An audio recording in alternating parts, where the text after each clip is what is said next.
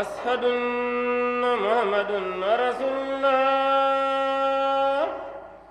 أشهد أن محمد رسول الله حي على الصلاة حي على الصلاة حي على الفلاح حي على الفلاح الله أكبر الله أكبر لا إله إلا الله اللهم رب هذه الدعوة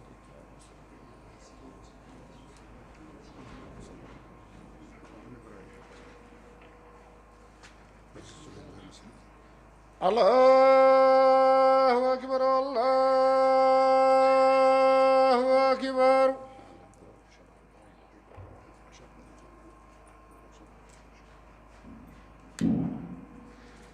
أشهد أن لا إله إلا الله أشهد أن لا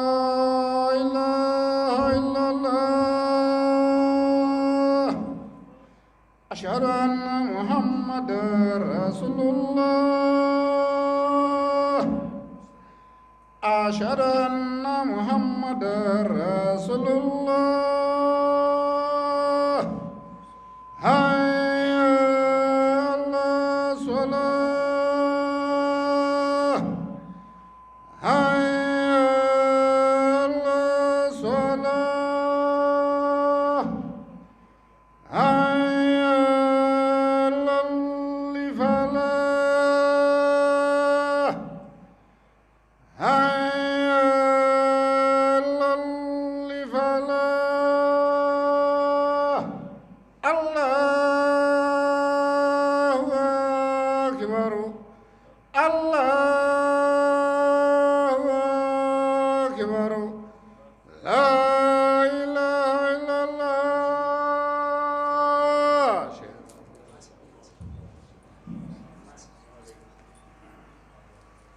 الله أكبر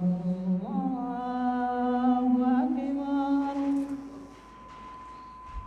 الله أكبر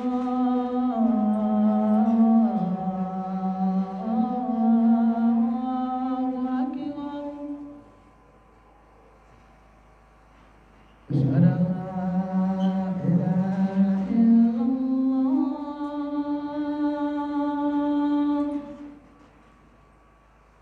أشهد أن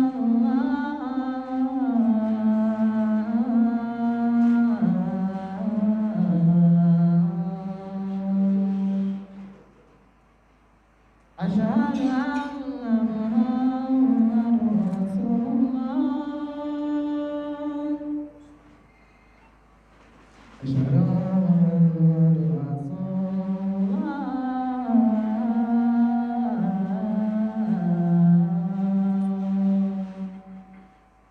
حي على الصلاة حي على الصلاة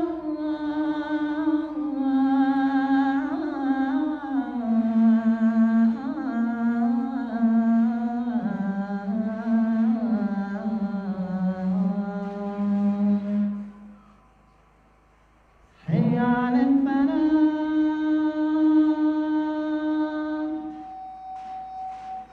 حي على الفلاح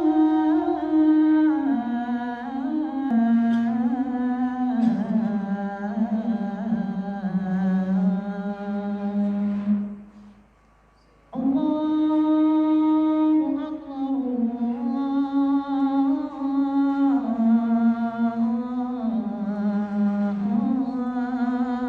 الله أكبر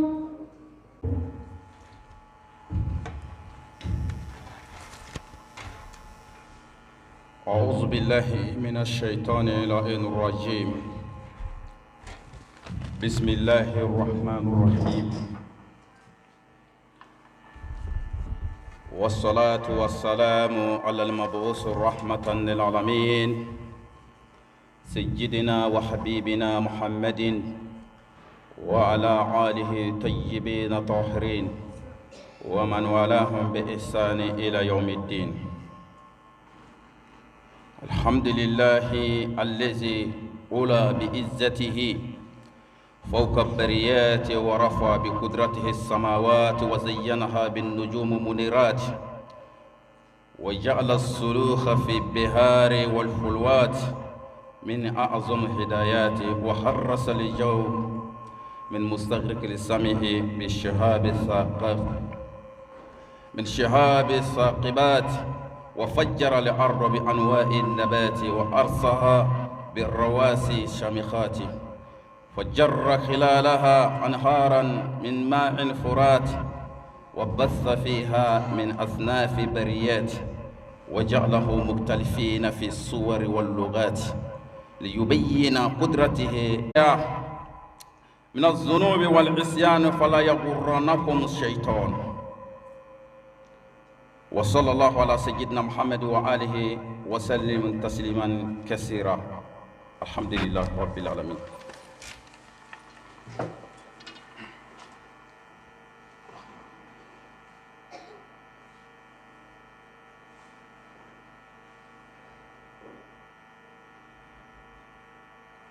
الحمد لله رب العالمين. روي عن النبي صلى الله عليه وسلم أنه قال: رأيت ليلة المعراج نهرا ماؤه أحلى من العسل وأبرد من الثلج وأطيب من المسك، فقلت لجبريل: يا جبرائيل لمن هذا؟ قال: لمن صلى عليك في رجب. قال عليه الصلاة والسلام: أنبئوا إلى ربكم واستغفروا من ذنوبكم واجتنبوا المعاصي في الشهر الحرام وهو الرجب. قال الله تعالى: يسألونك عن الشهر الحرام قتال فيه قل قتال فيه كبير. قال النبي عليه الصلاة والسلام: إن أردتم الراحة وقت الموت من العطش والخروج مع الإيمان والنجاة من الشيطان فاحترموا هذه الشهور كلها بخسرة الصيام والندم على ما سلف من الآثام واذكروا خالق الأنام تدخلوا الجنة ربكم بالسلام. عن أنس بن مالك رضي الله عنه أنه قال: لقيت معاذ بن جبل. من أين؟ قال: من أين جئت؟ قال: من رسول الله صلى الله عليه وسلم. قال: جئت من عند رسول الله صلى الله عليه وسلم. فقلت: ما سمعت منه؟ قال: سمعت من قال لا إله إلا الله خالصا مخلصا دخل، ومن صام يوما من الرجب يبتغي به وجه الله دخل الجنة. ثم دخلت على رسول الله صلى الله عليه وسلم فقلت: يا رسول الله إن معاذا أخبرني. فقال عليه الصلاة والسلام: صدق معاذ. الحمد لله حمدا كثيرا. أم بديو تغني لين كوفي على في كابو الشيطان تروما أمان سيسي ني الله سبحانه وتعالى تغبر كماي على مين ني عليه كو دامنه ني عليه دبي كو لابا foyi tɛ se ka kɛ foyi ye fana kɛra ala min ye, ala min ni ale ye danni kɛ ka bɔ ntanya la. An y'an sinsin o ala subhanahu wa ta'ala tɔgɔ barikama ye, ka ala subhanahu wa ta'ala tanu k'a barika da. Masa min n'a kɔrɔtara a ka bonya kɔnɔna na, masa min n'a kɔrɔtara a kɔrɔta fɛn bɛɛ lajɛlen sanfɛ, masa min ni a ye kɔrɔtali kɛ sankolo bili 7 la n'a ka se, masa min tilara ka sankolo bili 7 ni ka olu cɛɲa ni dolo ɲɛ dumanw ye. O tumana fɛ o ala subhanahu wa ta'ala na a tilara ka kɛli kɛ siraw la ba kɔnɔna na, kurunbaw olu bɛ doni ba sanfɛ o bɛ taa yɔrɔ la yɔrɔ min ni o y'o diya ala min y'o kɛ. An b'o ala in tanu k'a barika da. An bɛ ala fo, ala min ni a ye kabakolo a y'a lakɔlɔsi. O tumana fɛ n'o ye kabakolo sanfɛla ye a y'a lakɔlɔsi, n'o ye diɲɛ kabakolo ye ka bɔ mɛnnikɛlaw ka suɲani tɔɔrɔ ma, n'o ye jinɛ minnu ni olu tun bɛ taa ka taa mɛlɛkɛw ka barokɛkanw ta ni ka na o lase dugukolo sanfɛ mɔgɔw ma, ni ka na maaw la kibaruya ni o ye walima ka na maaw lafili. o tumana fɛ Allah subhanahu wa ta'ala an bɛ o Ala in tanu masa min ni a ye kabakolo kɔlɔsi ni tamuɲɔw ye tamuɲɔ min ni a bɛ o fili mɛnnikɛlaw ka minnu tun bɛ taa ka taa lamɛnni kɛ kabakolo la an b'o Ala in fɔ k'a barikada an bɛ masa fɔ masa min ni a ye dugukolo kɛ o tumana fɛ a ye cili kɛ ka bɔ dugukolo la nɔniya caman na kabini a ka danfɛnw na ni ka sɔrɔ ka dugukolo genge ni a ka kulujanw ye an bɛ Allah subhanahu wa ta'ala fɔ kulu min ni olu ka jan o tumana fɛ masa min ni a ye bolili kɛ o kulujan ninnu ni ɲɔgɔn cɛ walima o dugukolo in kɔnɔ kɔw la kɔ minnu ni olu bɛ boli walima baw la ba minnu ni olu bɛ boli nin bɛɛ lajɛlen kɛra ni masaka funiseriya ye masa min ni ale ye fɛn bɛɛ lajɛlen da minali Adam an bɛ o Alaba in fɔ ka Ala barikada lawlahu ni Allah subhanahu wa ta'ala ka bonya n'a ka fasamandiya tɛ an kun tɛna jɔ ni jɔyɔrɔ in na bi o tumana fɛ k'a fɔ an bɛ kuma aw ɲɛma bi kutuba la o la an bɛ aw fɔ k'aw barahaba maa minnu ni olu nana ka na lamɛnni kɛ an b'aw bɛɛ lajɛlen fana fɔ minnu nana ka na juma dunyaba in ka na an jɛɲɔgɔnya bi juma in na o kɔ tɛmɛlen fɔ madenw an bɛ Allah subhanahu wa ta'ala fɔ ka Ala barikada Ala min n'a ye dali kɛ ka bɔ dugukolo la ka tila ka danfɛnw da danfɛn minnu ni o farikolo suwayara la ni ka o farikolo bɔ ɲɔgɔn ma a bɛ den fitinin a bɛ o da o tumana fɛ k'a bila a ba dɛbɛ la a b'a kɛ suguya ye min ka d'a ye n'a ye Ala ja a b'a kɛ cɛ ye n'a y'a ja a b'a kɛ muso ye o tuma o bɛɛ lajɛlen fasamandiya o kɛra ni Allah subhanahu wa ta'ala ka fasamandiya bɛ an bɛ Ala fo n'a kɛra baganw ye a bɛ couleur kɛ den na couleur min ni o yɛrɛ y'a ja o tuma foyi tɛ se ka nin kɛ fo n'a kɛra Allah subhanahu wa ta'ala ye an bɛ Allah subhanahu wa ta'ala fo ka tila ka kanw di u ma baganw yɛrɛ dɔn bɛ ɲɔgɔn kasi k'a dɔn ni misidennin ba kasira sisan misidennin b'a dɔn nin ye ne ba kasikan ye a b'a laminɛ ni misidennin yɛrɛ kasira sisan ba b'a dɔn k'a fɔ de nin ye ne den kasikan ye a b'a laminɛ a b'o cogoya kelen na adamadenw a ye an fana fɔfɔ ɲɔgɔn kɔ kumakanw na Ala y'an fɔfɔ ɲɔgɔn kɔ kumakanw na tubabukan bɛ yen anglɛkan bɛ yen ka taa se filakan ma ka se bamanankan ma ka se miyankakan ma ani kadɔka o tumana fɛ n'o ye dɔgɔnɔw ye nin bɛɛ lajɛlen bɛ yen bon Allah subhanahu wa ta'ala ye masa ye masa min ye nin kan bɛɛ lajɛlen da wa a bɛ nin kan bɛɛ lajɛlen fana mɛn o de la dɔw b'a fɔ a ko Allah subhanahu wa ta'ala bɛna jɔnw ɲininka lahara jɔ don ko jɔnw bɛna ɲininka arabukan de la o tumana fɛ dɔnni dungɛ caman bɛ yen o tuma u ye nin kuma in nankari kosɛbɛ sabu ka d'a kan Ala ye kan bɛɛ lajɛlen da kan o kan n'a bɛ fɔ Ala ka dugukolo sanfɛ k'a daminɛ dantanfɛnw na baganw ka kan fo ka na se fɔ adamadenw ma fo ka se fɔ jinɛw ma kan o kan n'a bɛ fɔ Allah subhanahu wa ta'ala de ye kan in bɛɛ da wa Allah subhanahu wa ta'ala de bɛ kan in bɛɛ mɛn o tumana fɛ i ti kan min mɛn e bɛ se ka taa juger o la cogo di Ala dun y'a fɔ kuranna kɔnɔ a ko ale Allah subhanahu wa ta'ala ale ti tɔɲɔni kɛ dɛ ale Allah subhanahu wa ta'ala yɔrɔ ma janyalen don ka bɔ tɔɲɔni na Ala ye tɔɲɔni gɛn ka bɔ a yɛrɛ la a ti jɔn si tɔɲɔ i ni min ka kan a b'o de d'i ma o tuma n badenw Ala ye danni kɛ ni ka kanw fɔ ɲɔgɔn kɔ o tumana fɛ a y'o kɛ ni mun ye a y'o kɛ n'a ka se de walasa a ka se ka kɛ taasi ye ani miiri ye hakili dunkew ye maa minnu bɛ sigi ni u bɛ miiri ni u bɛ taasi an b'a ɲini Ala fɛ ale bɛ Ala ka ani sababa bɛɛ فتبارك الله رب الأرض والسماوات حمدا نحمده حمدا كثيرا الله سبحانه وتعالى بنيانا أكورتارا على من يدعو ماي أن سانغلو ما أبنيانا أكورتارا أمي الله فوكا الله بركادا كتنو كيف سبب نجوا رأي نبي وقت مالين غفر مدو كتابو تيجي كمانا أكو يا أو مغو يا أو أدم أديو أكو أيسرا علي أيسرا علي aka kuma fɔ kumakanw na kumakan minnu bɛ yen ni nɔ ni o kumakanw n'olu ka di Ala ye a ye sira Ala subhanahu wa ta'ala ye a ka waleyaw kɛ baara minnu ni olu ka di Ala subhanahu wa ta'ala ye a ye sira Ala ye a k'o baaraw kɛ Ala y'a bila baara minnu na a ye sira Ala ye a k'o baaraw kɛ Ala kama Ala y'a ka kiraw ci aw ma ka na ni sira minnu ye ani hakilina minnu ye ani kumakan minnu ye a ko a ye sira Ala subhanahu wa ta'ala ye a ka o kumakan ninnu minɛ a ka baara kɛ ni u ye o tuma n'o kɛra Allah subhanahu wa ta'ala a bɛ yafa aw ma n'o kɛra Allah subhanahu wa ta'ala a bɛ aw ma to lahara n'o tɛ aw ka da la k'a fɔ de adamaden i bɛ ka kuma o kuma fɔ adamaden i bɛ ka waleya o waleya kɛ Allah subhanahu wa ta'ala bɛ ka nin bɛɛ lajɛlen kɔlɔsi anw bɛ k'a ɲin'a kɔ nka Ala subhanahu wa ta'ala bɛ k'a kɔlɔsi k'a daminɛ i ka ɲɛnamaya daminɛ don la fo ka taa fɔ don min n'i bɛ da dugukolo jukɔrɔ n'o ye i ka solaba ye n'i bɛ ta k'i ɲɛsin ɲɛmɔ ka t'i da ye i ye waleya o waleya kɛ a bɛɛ lajɛlen kɔlɔsilen bɛ Ala subhanahu wa ta'ala bolo a bɛɛ lajɛlen bɛ Ala bolo o tuma e de bɛ se ka ɲina nka Ala t'i ɲina wa Ala ka mɛlɛkɛw fana tɛ ɲina o de la Ala b'a fɔ kuranɛ kɔnɔ a ko yawma tubla sarairu fama lahu min quwwatin wala nasir a ko don min na ni Ala subhanahu wa ta'ala bɛna gundow da kɛnɛ kan don min na Ala subhanahu wa ta'ala bɛna gundow kɛ kɛnɛkankow ye a ko nin don se tɛna sɔrɔ jɔn ye nin don wa dabali tɛna sɔrɔ jɔn ye nin don i tɛna dɛmɛbaga foyi sɔrɔ i yɛrɛ la nin don min bɛ i kisi ka bɔ nin don ma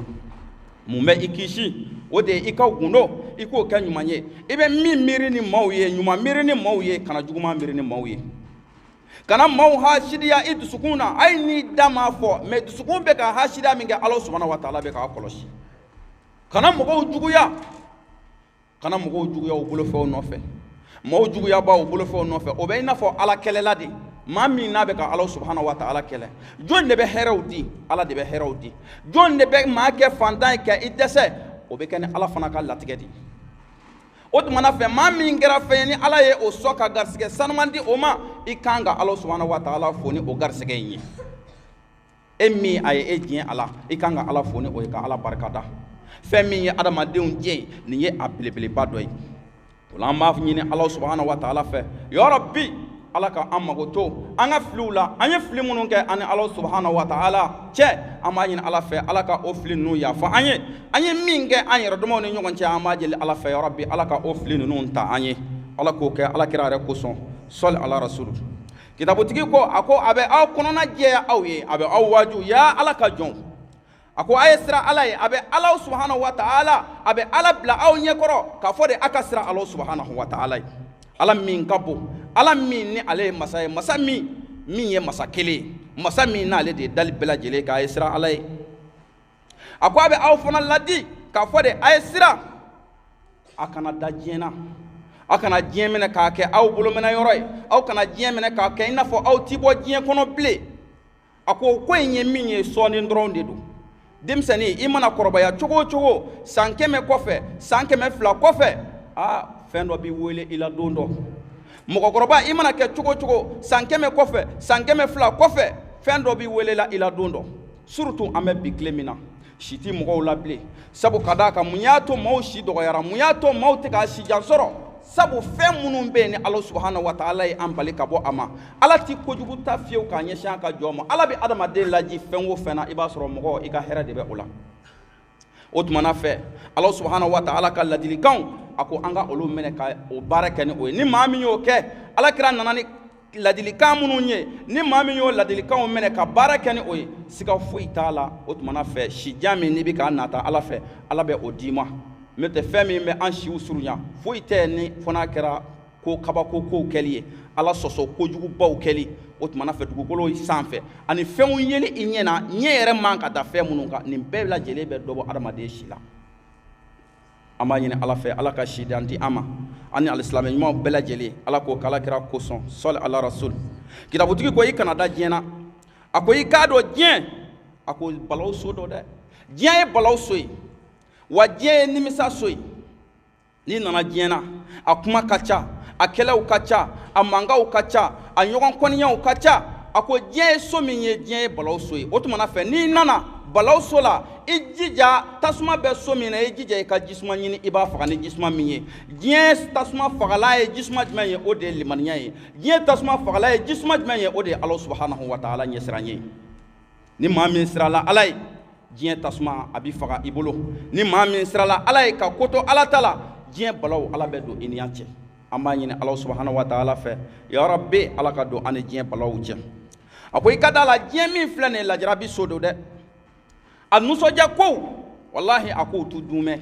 diɲɛ nusɔdiya ko a kow t'i dun mɛn olu bɛɛ lajɛlen b'i ban sɔɔni a bɛ ban i dalen bɛ étage min kɔnɔ sɔɔni i bɛ jigin ka bɔ étage sanfɛ don dɔ jigin cogo la kabi Ala k'i da i ma deli ka jigin cogo min na i dan bɛ mɔbiliba min kɔnɔ don dɔ la i bɛ ta ka bɔ mɔbili in kɔnɔ ta cogo la wallahi i ma deli ka ta cogo min na i bɛ ta mɔbili in kɔnɔ o cogo la don dɔ la i dan bɛ e min bɛ ni Ala ma se ka e dan bɛ bɔgɔso min kɔnɔ la bolo wɛrɛ na i sɛnsɛn ka i bɔ bɔgɔso in kɔnɔ walahi min tɛ i yɛrɛ seko ye o tuma na fɛ k'an ka sira o don ye diɲɛ nɛɛmaw a hɛrɛw a nusɔdiyakow a ko u tɛ dunmɛ wa izzuha wa mulkuha min sahibiha masulubani a ko a bonya a n'a mara a n'a masaya a ko sɔɔni a bɛ bɔsi a tigi la e tɛ ka kuma k'a fɔ de e ye masakɛya e tɛ ka kuma k'a fɔ de ala ye fanga di e ma bi ya e tɛ ka kuma k'a fɔ de ala ye kɛ masakɛ ye bi ya e tɛ ka maaw tɔɲɔ bi k'a fɔ de ala ye se dɔ d'i ma bi se min tɛ mɔgɔw tɔw ye wa e tɛ ka maaw tɔɲɔ ka da o kan o tuma k'i k'i sigi k'a lajɛ sɔɔni se in ko ala bɛna bɔsi i la sɔɔni i bɛ bonya min kɔnɔ sɔɔni ala bɛna i ta ka bɔ bonya in kɔnɔ o tuma k'an ka siran ala ye an kana da diɲɛ na an ka ala ɲini diɲɛ kɔnɔ an nana o de kama diɲɛ kɔnɔ ala y'o de fɔ kuranna kɔnɔ a ko wama khalaqtul jinna wal insa illa liya'buduni jinɛw aw ni adamadenw aw ma da foyi kama fɔ n'a kɛra ala subhanahu wa ta'ala bato ye o tuma a dara o ala bato min kama n'i nana diɲɛ na i ka mission ye min ye o ye ala subhanahu wa ta'ala bato ye o tuma an ka ala subhanahu wa ta'ala bato an ka siran ala subhanahu wa ta'ala ye an b'a ɲini ala fɛ ya rabbi ala ye siran ye ala ka o nɔgɔya an ye a ko ayyamuha wa layaliha humumun diɲɛ su a n'a tilew nin bɛɛ ye hami gɛlɛnw de ye ni e yɛrɛ ka hami gɛlɛn dɔ ma kɛ i la i n'a sɔrɔ i ka mɔgɔ dɔ ka hami gɛlɛn b'i la i den dɔ ka ko dɔ hami bɛ i la walima i muso dɔ ka ko dɔ hami bɛ i la walima i balima dɔ ka ko dɔ hami bɛ i la i kɔni t'i bɔ nin nin kɔnɔ fiyewu lafiya foyi tɛ ye adamaden ye diɲɛ na i bɛ hami gɛlɛn na i bɛ tɔɔrɔ la i bɛ ɲani na o tuma fɛ ala de ko i b'o ɲani min o tɔɔrɔ minnu na ye dɛ k'i ka nin bɛɛ lajɛlen kɛ ni ala subhanahu wa ta'ala bato ye i kana taa sira wɛrɛ foyi fɛ fo n'a kɛra ala bato ye o de ɲinina i fɛ an b'a ɲini ala fɛ ya rabbi ala ka o nɔgɔya an ye a ko ya aw adamadenw a ye tuubi a ka segin ala subhanahu wa ta'ala ma a bɛɛ a ye tuubi ka bɔ a jurumunw na a ye tuubi ka bɔ ala subhanahu wa ta'ala sɔsɔli la a ye tuubi ka bɔ ala subhanahu wa ta'ala sɔsɔli la a ko aw k'a dɔn diɲɛ min filɛ nin ye sitana bɛ ka aw nɛgɛ dɛ a bɛ ka aw malasa diɲɛ in kɔnɔ an b'a ɲini ala fɛ ala ka dɔn an ni sitana cɛ o tumana fɛ alakira Muhamadu Mustafa sallallahu alaihi wa sallam a mafilɛla ka bɔ ale la a ko alakira y'i kanto don dɔ nɛɛma ni kisi bɛ kira ma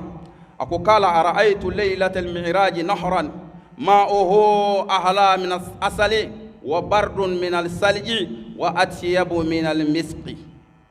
a ko ale ka sanoyɛlɛ don n'o y'a ka Isra wal Miraji don ye a ko ale Muhamadu Mustafa ale ye kɔ dɔ ye kɔ min n'a ji ka timi ka tɛmɛ di kan kɔ min n'a ji ka suma ka tɛmɛ nɛnzi kan kɔ min n'a ji ka sanu ka tɛmɛ misiku kan a ko ale y'o kɔ in ye a ka sanoyɛlɛ don o tumana fɛ ale ye kɔ in ye tumana min na a ko a ye ɲininkali kɛ a ye jɔnni ɲininka a taama ɲɛ n'o ye Jibrila ye alayhi salam a ye Jibrila ɲininka n'o ye mɛlɛkɛ Jibrila a ko ya Jibril ya Jibrila ya ne taama ɲɔ ya ne kanuba limani haza a ko nin kɔba in ninnu nin kɔji duman ye nin kɔji sanuman ye a ko nin bɛɛ lajɛlen bɛ jɔnni ye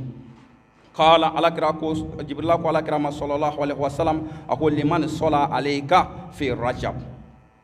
o tumana fɛ an bɛna don kalo min kɔnɔ sisan kalo belebeleba don an bɛna don kalo min kɔnɔ sisan ala subhanahu wa ta'ala a tanuni kalo don ala subhanahu wa ta'ala barikadali kalo don ala ye san da ka san kɛ kalo 12 o kalo 12 in na ala ye kalo 4 ta olu la a fɔra olu de ma ko laharuma kalo a fɔlɔ ma alu kalo ninnu de ma ko laharuma kalo o laharuma kalo ninnu na saba bɛ yen o tugulen don ɲɔgɔn na mais kelen bɛ yen o b'a danna min b'a danna o de ye rajabu ye hakili la n'an d'o ma k'a la an bɛna don a la sɔɔni o tuma o rajaba kalo alakira ye Jibrila ɲininka kɔ in na Jibrila de y'i kanto alakira ma a ko ya Muhammad nin kalo min ni a filɛ ni kɔ min n'a filɛ nin ye dɛ a ko nin bɛ mɔgɔw ye maa minnu sɔlila e Muhamadu Mustafa ka arajaba kalo la maa minnu ye arajaba kalo bɛɛ kɛ u bɛ to ka sɔli e Muhamadu Mustafa kan a ko nin kɔji duman nin de bɛ o tigilamɔgɔw ye nin labɛnlen don ka bila e kan sɔlibaw ni arajaba la o kɔ tɛmɛlen kɔfɛ a y'i kanto Jibrila a y'i kanto Jibrila ma tuguni alakira sallallahu alaihi wa sallam a y'i kanto Jibrila ma a ko aya maa minnu bɛ yen n'u bɛ e ala subhanahu wa ta'ala yafa deli arajaba kalo la ka bɔ o jurumunw na wa maa minnu bɛ yen n'u b'u yɔrɔ ma janya ka bɔ ala subhanahu wa ta'ala sɔsɔli la arajaba kalo la o tumana fɛ walima kalo ninnu na kalo minnu n'o ye laharuma kalow ye o tumana fɛ ko o tigilamɔgɔw koin la bembe kabla oludi wa ala kelen no ka sara la be kabla o tigila mo we sara mi na kapo otuma kalomi nambe ka bismillah kalomi nambe ka bismillah dunan ba de do dunan ba mi ni Allah subhanahu wa ta'ala ye afo ka fo de anga dunan ni bato no de arajaba kaloyi ala kira ko sallallahu alaihi wasallam akoni ma mi ye kile kelen shun arajaba kalola kile kelen doron otuma na fe kiki labe Allah subhanahu wa ta'ala kelen no ka aljina do labe aljina mi ni a kɛrɛnkɛrɛn ni maa si ye fo n'a kɛra arajaba kalo sumaw ye o tuma alijinɛ kɛrɛnkɛrɛnlen bɛ arajaba kalo sumaw fana ye o la kaloba min n'an bɛna don a kɔnɔ an b'a fɔ aw ye a ye kalo in minɛ n'a bolo fila ye a ye ɲumanya caya kalo in na a ye nafilaseli caya kalo in na a ye ala yafa deli caya kalo in na a ye alakira Muhamadu Mustafa kansɔli caya kalo in na n'o kɛra Allah subhanahu wa ta'ala a bɛ aw mako to n'o kɛra Allah subhanahu wa ta'ala bɛ yafa aw ma. Ola ni ala sɔnna an b'a ɲini ala fɛ ala ka yafa an ma ala ka hɛrɛ kɛ an ye ala k'an bɛɛ lajɛlen kunnaja an b'a ɲini ala fɛ juma caman bɛ ala bolo ala ka o di an ma nin kalo sanuma ye juma minnu bɛ tɛmɛ a kɔnɔ sabu ala subhanahu wa ta'ala ye don fana da ka don kuntigiya di juma ma juma minnu no olu bɛ tɛmɛ a kɔnɔ an b'a ɲini ala fɛ ya rabbi ala ka a hɛrɛ di an ma don o don n'o bɛ tɛmɛ a kɔnɔ ala ka hɛrɛ di an ma an bɛna ɲumanya minnu k'a kɔnɔ an bɛna ala wele minnu k'a kɔnɔ ala k'a bɛɛ lajɛlen jaabi an ye ala k'o kɛ alakira Muhamadu Mustafa kosɔn sabu a ala welew dublelen don a ala welew kɔrɔlen n'i ye baraji kelen kɛ a bɛ sara i ye 10 nka arajaba kalo la walima kaloba ninnu na n'o ye kalo 4 min fɔra a ye o tuma na fɛ n'i ye bato kelen kɛ o la ala subhanahu wa ta'ala b'a dubler fo siɲɛ 70 alakira de y'a fɔ sallallahu alaihi wasallam o tuma na fɛ an k'an cɛsiri ni ala sɔnna ni cɛsiri an bɛna fɛn bɛɛ lajɛlen sɔrɔ nin dugukolo in sanfɛ ka taa don ala subhanahu wa ta'ala ka alijinɛ fana kɔnɔ an b'a ɲini ala fɛ ala k'o latigɛ an ye an b'a fɔ allahumma rabbana anzil alayna ma'idan minas samai takunu lana idan awwalina wa akhirina وآية منك وارزقنا أنت خير الرازقين اللهم ربنا افتح بيننا وبين قومنا بالحق وأنت خير الفاتحين اللهم ربنا ظلمنا أنفسنا وإن لم تغفر لنا وترحمنا لنكونن من الخاسرين اللهم ربنا آتنا في الدنيا حسنة وفي الآخرة حسنة وقنا عذاب النار اللهم ربنا لا تزغ قلوبنا بعد إذ هديتنا وهب لنا من لدنك رحمة إنك أنت الوهاب سبحان ربك رب العزة عما يصفون والسلام على المرسلين والحمد لله رب العالمين قوموا إلى الصلاة